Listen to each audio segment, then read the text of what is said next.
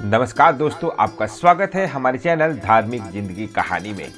और आज फिर लेकर आया हूँ एक और धार्मिक कहानी जिसका नाम है कही सुनी बात पर ना करें यकीन। तो आइए कहानी शुरू करते हैं। वर्तमान नामक एक शहर में एक बहुत ही कुशल व्यापारी रहता था। राजा को उसकी क्षमताओं के बारे में पता था और इसीलिए उसे राज्य का प्रशासक बना दिया।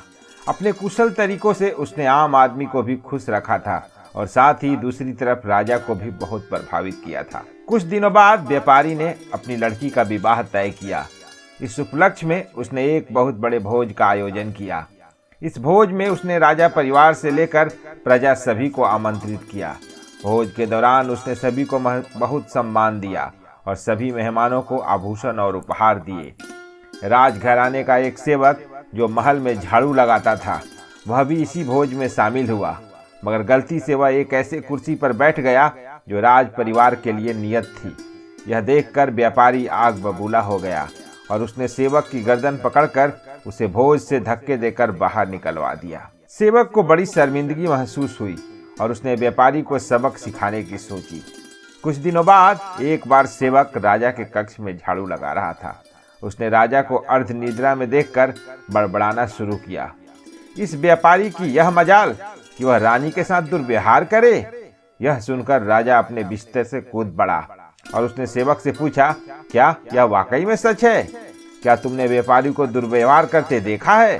सेवक ने तुरंत राजा के चरण पकड़े और बोला, मुझे माफ कर दीजिए, मैं पूरी रात जुआ खेलता रहा और सो न सका, इसीलिए नींद में कुछ भी बड़बड़ा रहा हूँ। राजा ने कुछ बोला तो नहीं, पर शक का बीज तो बोया जा चुका था। उसी दिन से राजा ने व्यापारी के महल में निरकुंस घूमने पर पाबंदी लगा दी और उसके अधिकार कम कर दिए। अगले दिन जब व्यापारी महल में आया तो उसे संतरियों ने रोक दिया। यह देखकर व्यापारी बहुत आश्चर्यचकित हुआ। तभी वहीं खड़े सेवक ने मजे लेते हुए कहा, ऐ संतरियों, जानते नहीं ये कौन है? ये बहुत प्रभावशाली व्यक्ति हैं और तुम्हें बाहर फिकवा सकते हैं, जैसा इन्होंने मेरे साथ अपने भोज में किया था। तनिक सावधान रहना। यह सुनते ही व्यापारी को सारा माजरा समझ में आ गया। कुछ दिनों के बाद उसने उस सेवक को अपने घर बुलाया, उसकी खूब आवभगत की और उपहार भी दिए। फिर उसने बड़ी विनम्रता से भोज वाले दिन के लिए क्षमा मांगते हुए कहा कि उसने जो भी किया गलत किया। सेवक खुश हो चुका था। उसने कहा कि न केवल आपने मुझसे माफी मांगी, पर मेरी इतनी आवभगत की कि आप चिंता न करें, मैं राजा से आपका खोया हुआ सम्मान वापस दिलाऊंगा। अगले दिन उसने राजा के कक्ष में झाड़ू लगाते हुए जब राजा को अर्ध निद्रा में देखा तो फिर बड़बड़ाने लगा, हे भगवान, हमारा राजा तो ऐसा मूर्ख है कि वह गुसल खाने में खीरे खाता है। यह सुनकर राजा क्रोध से भर उठा और बोला, मूर्ख सेवक, तुम्हारी ऐसी बोलने की हिम्मत कैसे हुई?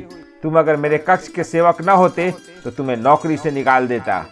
सेवक ने दोबारा चरणों में गिरकर राजा से माफी मांगी और दोबारा कभी न बड़बड़ाने की कसम खाई। उधर राजा ने सोचा कि जब यह मेरे बारे में ऐसा गलत बोल सकता है तो अवश्य ही इसने व्यापारी के बारे में भी गलत बोला होगा, जिसकी वजह से मैंने उसे बेकार में दंड दिया। अगले दिन ही राजा ने व्यापारी को महल में उसकी खोई प्रतिष्ठा वापस दिला दी। दोस्तों, इस कहानी से हमें क्या सीख मिलती है? हमें हर किसी के साथ सद्भाव और समान भाव से ही पेश आना चाहिए, चाहे वह व्यक्ति बड़ा से बड़ा हो या छोटा से छोटा। हमेशा याद रखें, जैसा व्यवहार आप खुद के साथ होना पसंद करेंगे, वैसा ही व्यवहार दूसरों के साथ भी करें। और दूसरी ये कि हमें सुनी सुनाई बातों पर यकीन नहीं करना चाहिए। तो दोस्तों, उम्मीद है आपको ये धार्मिक कहानी जरूर पसंद आई होगी। चैनल पर पहली बार आए हैं तो चैनल को सब्सक्राइब करके जाइएगा और साथ ही लगे बेल आइकन को भी प्रेस कर दीजिएगा ताकि सबसे पहले हमारी कहानी आप सुन सकेंगे। तो दीजिए मुझे इजाजत, फिर मिलते हैं एक और धार्मिक कहानी के साथ। धन्यवाद।